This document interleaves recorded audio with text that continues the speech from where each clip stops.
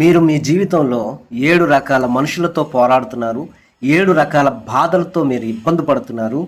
అయితే ఏం చేయాలో దిక్కుతోచని స్థితిలో ఉన్న మీకు ఈ రోజున దేవుడు ఒక అద్భుతమైన సొల్యూషన్ చూపించి సమాధానాన్ని కలుగు చేసి నీతో దేవుడు మాట్లాడబోతూ ఉన్నాడు. ఈ యొక్క వీడియో ద్వారా దేవుడు నీతో మాట్లాడి నిన్ను బలపరచబోతున్నాడు.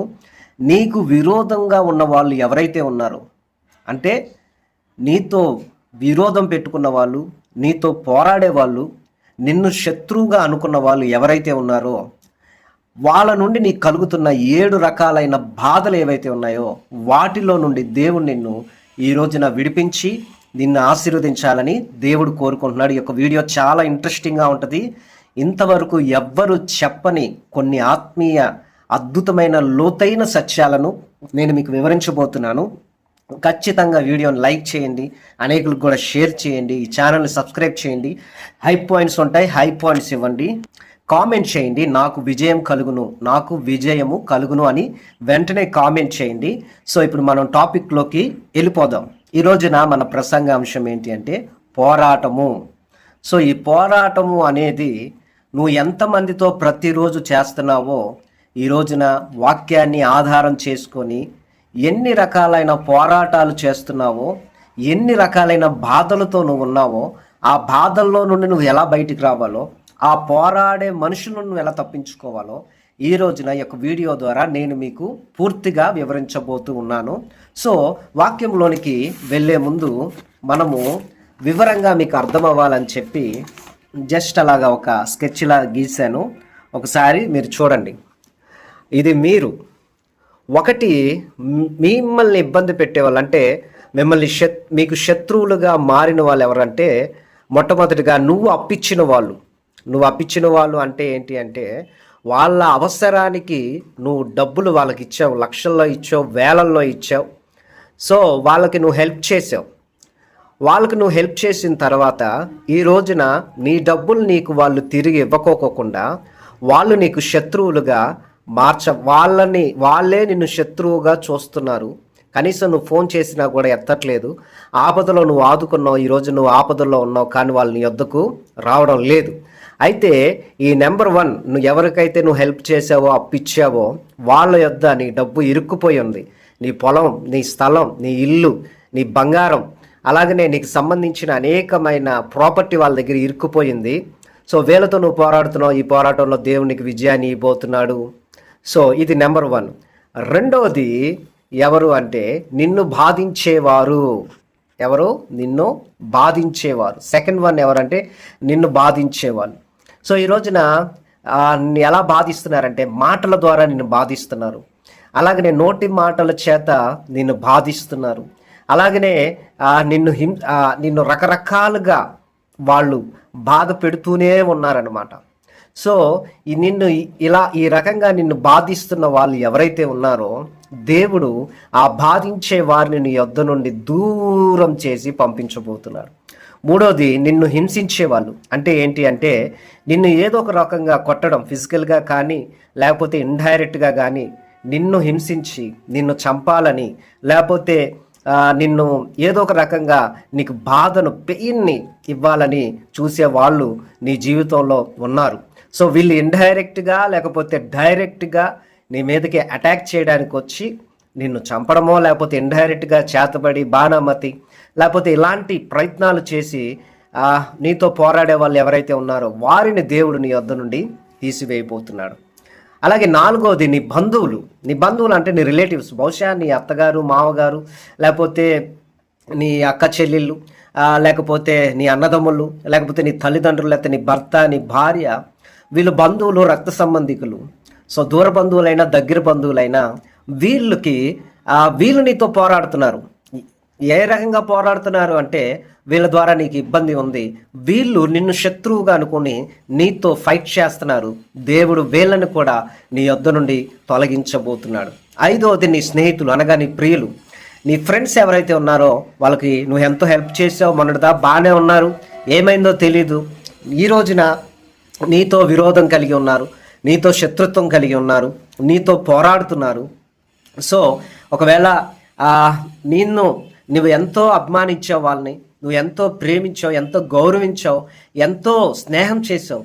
కానీ ఈ రోజున వాళ్ళు నీకు ద్రోహం చేశారు, నీకు వెన్నుపోటు పొడిచారు, నిన్ను శత్రువుగా చూస్తున్నారు కానీ ఫ్రెండ్గా చూడట్లేదు. అయితే దేవుడు వీళ్ళని నీ యొద్ద నుండి తొలగించబోతున్నాడు.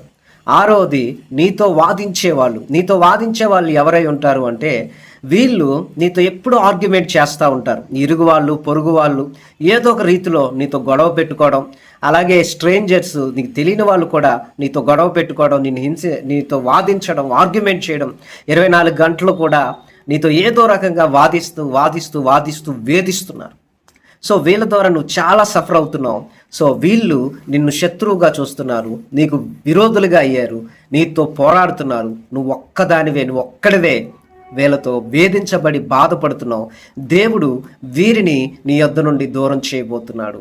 సో వీళ్ళతో దేవుడు నీ పక్షాన వీళ్ళతో పోరాడి వీళ్ళకి సరి అయిన గుణపాఠాన్ని చెప్పబోతున్నాడు. బహుశా వీళ్ళు నీ మీద కేసు వేసి ఉండవచ్చు, ఏదో అక్రమమైన కేసు నీ మీద ఫైల్ చేపించి నిన్ను కోర్టు చుట్టూ, పోలీస్ స్టేషన్ చుట్టూ తెప్పిస్తూ, లాయర్ల ద్వారా నీతో వాదిస్తూ, నిన్ను వేధిస్తూ ఉండవచ్చు. ఆస్తి తగాదా పెట్టుకొని, లేకపోతే ల్యాండ్ ఇష్యూస్లో, లేకపోతే నీ స్థలాన్ని కబ్జా చేసి, నీ ఆస్తిని ధ్వంసం చేసి నీతో వేధించే వాళ్ళను దేవుడు నీ పక్షమున పోరాడి ఈ విరోధులను, శత్రువులు నీ యొద్ద నుండి దూరం చేయబోతున్నాడు.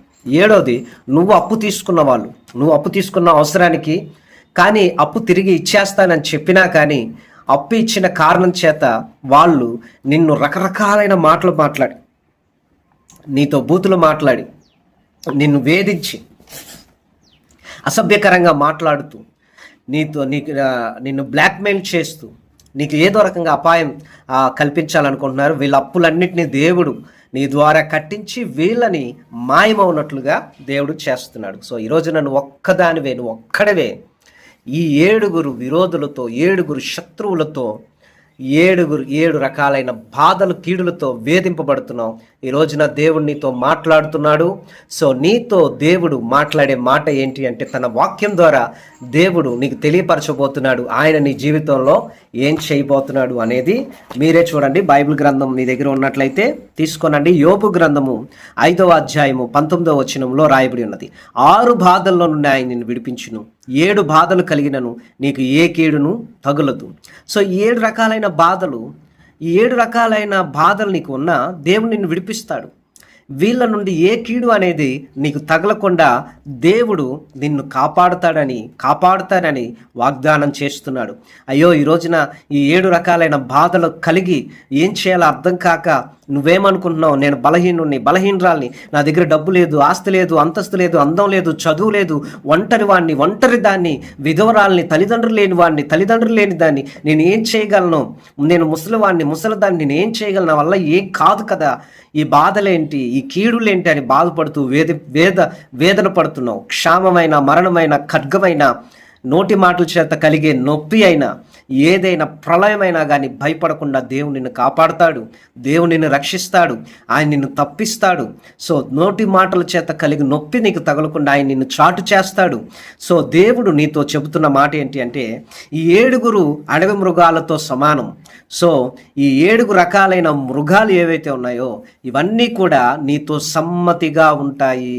7 రకాల మృగాలు అంటే సింహము, పులి, ఎలుగుబంటి, మొసలి, పాము, అలాగనే ఇంకా అనేక రకాలైన తోడేళ్ళు, నక్కలు, ఇవన్నీ మృగాలు. ఈ మృగాలన్నీ కూడా నీతో ఫైట్ చేస్తూ నీతో పోరాడుతున్నాయి. అయితే దేవుడు చెప్తున్న మాట ఏంటో తెలుసా, ఇవన్నీ కూడా నీతో సమ్మతిగా ఉంటాయి. అంటే ఇవి నిన్ను ఏమీ చేయలేవు. దానియేలుని సింహాల బోన్లో కాపాడిన దేవుడు, అగ్ని బలాన్ని చల్లార్చిన దేవుడు, అలాగనే ఎర్ర సముద్రంలో 2 పాయలుగా చేసిన దేవుడు, ఐగుప్తీయులతో ఇశ్రాయేలు ప్రజల పక్షాన పోరాడిన అదే దేవుడు, ఆ 7 రకాలైన శత్రువులను తరిమి కొట్టిన ఇశ్రాయేలు ప్రజలు ఎదుట 7 రాజ్యాలను, 7 బలవంతులను, 7 గొప్ప వాళ్ళను తరిమి కొట్టిన అదే దేవుడు, దేవునికి తోడుగా ఉన్నాడు కనుక ఇవి నిన్ను ఏమీ చేయలేవు. ఈ మృగాల నోటిలను దేవుడు మూయించబోతున్నాడు. నువ్వు బాధపడవద్దు. అలాగే మరొక వాక్య లేఖనాన్ని కూడా నేను మీకు చూపిస్తాను బైబిల్ గ్రంథంలో నుండి. చూడండి, దేవుని యొక్క వాక్యంలో రాయబడి ఉన్న ఈ యొక్క మాటలు ఈరోజు నా దేవుడు నీతో మాట్లాడుతున్నాడు గాక. హల్లెలూయా. చూడండి, ద్వితీయోపదేశకాండం 28వ అధ్యాయం 7వ వచనంలో, నీ మీద పడు నీ శత్రువులను యెహోవా నీ ఎదుట హతమగునట్లు చేయును, వారొక త్రోవను నీ మీదకు బయలుదేరి వచ్చి 7 త్రోవల ఎదుటి నుండి పారిపోవుదురు. వీళ్ళందరూ నీ మీద పడుతున్నారు, ఈ శత్రువులు. నీ ఎదుట వీళ్ళందరూ హతమగునట్లుగా దేవుడు చేసి, వాళ్ళు ఒక త్రోవన, అంటే ఒక దారిలో నీ మీదకి వచ్చి 7 దారుల్లో నీ ఎదుటి నుండి పారిపోతారు. వీళ్ళు ఎంతమంది అయినా కానీ, వీళ్ళు ఎన్ని రకాలుగా నిన్ను హింసించి వేధించినా నువ్వు భయపడద్దు. దేవుని యొక్క వాక్యం చెప్తుంది, నీ శత్రువుల కొరకు ప్రార్థన చేయమని, నీ శత్రువు ఆకలి కొంటే వాళ్ళకి ఆహారం పెట్టమని దేవుని యొక్క వాక్యం చెబుతా ఉన్నది. నిన్ను ఒక చెంప మీద కొట్టువానికి 2వ చెంప కూడా తిప్పమని దేవుని యొక్క వాక్యం చెబుతా ఉన్నది. ఎందుకు అనగా, నిన్ను ఒక చెంప మీద కొడితే 2వ చెంప దేవుడు ఎందుకు తిప్పమన్నాడు అంటే, ప్రియా దేవుని బిడ్డ, ఆ దెబ్బ నిన్ను కొడితే దేవుణ్ణి కొట్టినట్టు. సో ఒక చెంప కొట్టి ఇంకో చెంప కూడా కొట్టించుకున్నట్లయితే దెబ్బ నీ మీద పడినట్లు కాదు, దేవుడి మీద పడినట్లు. పగ ఆయన తీరుస్తాడు, ఆయన నీ పక్షమున పోరాడుతాడు. ఇశ్రాయేలు ప్రజలను, ఐగుప్తు ప్రజలు వేధించినప్పుడు దేవుడు వాళ్ళ జీవితాల్లోకి ఎన్ని తెగుళ్ళు పంపించాడు అంటే అన్ని తెగుళ్ళు పంపించాడు. వాళ్ళందరినీ దేవుడు సతమతం చేశాడు, ఇబ్బంది పెట్టాడు. కాబట్టి నిన్ను వీళ్ళు ఎన్ని రకాలుగా ఇబ్బంది పెట్టినా వాళ్ళందరినీ దేవుడు ఏదో ఒక రోజున నీ ఎదుటి నుండి పారిపోనట్లుగా దేవుడు చేస్తాడు. మరొక వాక్యలేఖనాన్ని నేను మీకు చూపిస్తాను దేవుని యొక్క వాక్యంలో నుండి. చూడండి, మరొక వాక్యలేఖనం ఏంటి అంటే, యెహోషువ గ్రంథము 1వ అధ్యాయము 5వ వచనంలో ఏమని రాయబడి ఉన్నది అంటే, చూడండి, నీవు బ్రతుకు దినములన్నిటిను ఏ మనుషుడు నీ ఎదుట నిలవలేక యుండును. చూడండి, దేవుని యొక్క వాక్యంలో ఏమని రాయబడి ఉన్నదో, నీవు బ్రతుకు దినములన్నిటిను ఏ మనుషుడు నీ ఎదుట నిలవలేక యుండును, నేను మోషేకు తోడై ఉండునట్లును నీకును తోడై ఉందును. దేవుని యొక్క వాక్యంలో రాయబడి ఉన్నమాట. నువ్వు బ్రతికే దినాలన్నిటిలో కూడా ఏ మనుషుడు కూడా నీ ఎదుట నిలవలేడు. No man can stand before you. ఏ మనుషుడు కూడా నీ ఎదుట నిలబడలేడు కదా, నిన్ను ఏమీ చేయలేడు, నిలవబడలేరు. వీళ్ళెవ్వరు కూడా నీ ఎదుట నిలవబడలేరు. మోషేకి తోడై ఉన్నట్లుగా దేవుడు నీకు తోడై ఉన్నాడు. మోషేని కాపాడినట్లుగా దేవుడు నిన్ను కాపాడుతాడు. కావున నీవు దిగులు పడవద్దు, భయపడవద్దు, దిగులు పడవద్దు. చూడండి, నువ్వు అప్పించిన వాళ్ళే కానీ, నిన్ను బాధించే వాళ్ళే కానీ, నిన్ను హింసించేవారే కానీ, నీ బంధువులే కానీ, నీ స్నేహితులే కానీ, నీతో వాదించే వాళ్ళు కానీ, నువ్వు అప్పు తీసుకున్న వాళ్ళే కానీ, ఎవరైనా నీతో పోరాడితే, వీళ్ళు విరోధులుగా, శత్రువులుగా నీకైతే, దేవుడు చెప్తున్న మాట, వాళ్ళు ఒక దారిలో వచ్చి 7 దారుల్లో వాళ్ళని ఎదుటి పారిపోతారు. అడవి మృగాలు నీతో సమ్మతిగా ఉంటాయి. ఆ మాటకు అర్థం ఏంటి అంటే, వీళ్ళందరూ కూడా నీతో సమాధానంగా ఉంటారు. నీకు విరోధముగా గుంపు కూడిన వారు నీ పక్షముగా ఉంటారు. దేవుని యొక్క వాక్యంలో రాయబడినది. ఒకని ప్రవర్తన దేవునికి, యెహోవాకు ప్రీతి అగినప్పుడు వాడి శత్రువు కూడా దేవుడు మిత్రుని చేస్తాడట. సో వీళ్ళందరూ కూడా నీకు శత్రువులు. వీళ్ళందరికీ నువ్వు టార్గెట్. వీళ్ళందరికీ నీవే, నీ చావు కోరుకునేవాళ్ళు, నీ కీడు కోరుకునేవాళ్ళు, నువ్వు నాశనం అవ్వాలని కోరుకునేవాళ్ళు. అయితే వీళ్ళందరినీ దేవుడు నీకు మిత్రులుగా మారుస్తాడు. సో వీళ్ళందరి కొరకు ప్రార్థన చేయి, వీళ్ళందరి కొరకు ఉపవాసం ఉండి కన్నీరు కార్చు. యోబు తన స్నేహితుల నిమిత్తం ప్రార్థన చేసినప్పుడు దేవుడు అతన్ని ఆశీర్వదించాడు. కాబట్టి ఈ రకంగా మీరు చేసినట్లయితే దేవుడు మిమ్మల్ని, మీ కుటుంబాన్ని దీవించి ఆశీర్వదించి బలపరుస్తాడు. కళ్ళు మూసుకోండి, చిన్న ప్రార్థన మీకోసం నేను చేస్తాను. మహాపరిశుద్ధుడా, నీకు వందనాలు, స్తోత్రాలు. ఇదిగో నాయనా, ప్రభా తండ్రి, నీ బిడ్డలను మీరు దీవించి ఆశీర్వదించి నీ మహిమతో నింపమని ప్రార్థన చేస్తున్నాను. ఇదిగో నాయనా, నీ కృపచేత, నీ దయచేత నీ బిడ్డలను మీరే నింపి నీ కృపలో భద్రపరిచి నీ యొక్క అభిషేకంతో నింపండి.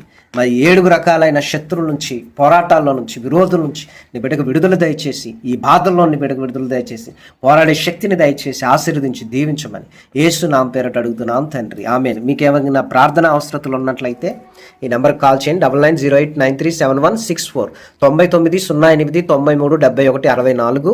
సో ఈ నెంబర్కి మీరు కాల్ చేసి మీ ప్రార్థన అవసరం తెలియపరచండి. సో మేము చేస్తున్న పరిచర్య ఏదైతే the Kingdom of Jesus ministries తరపున నడిపించబడుతున్న పరిచర్యలు మీరు బలపరచాలనుకున్నట్లయితే కనబడుతున్న ఈ నెంబర్కి PhonePe, Google pay, Paytm number ఉంటుంది.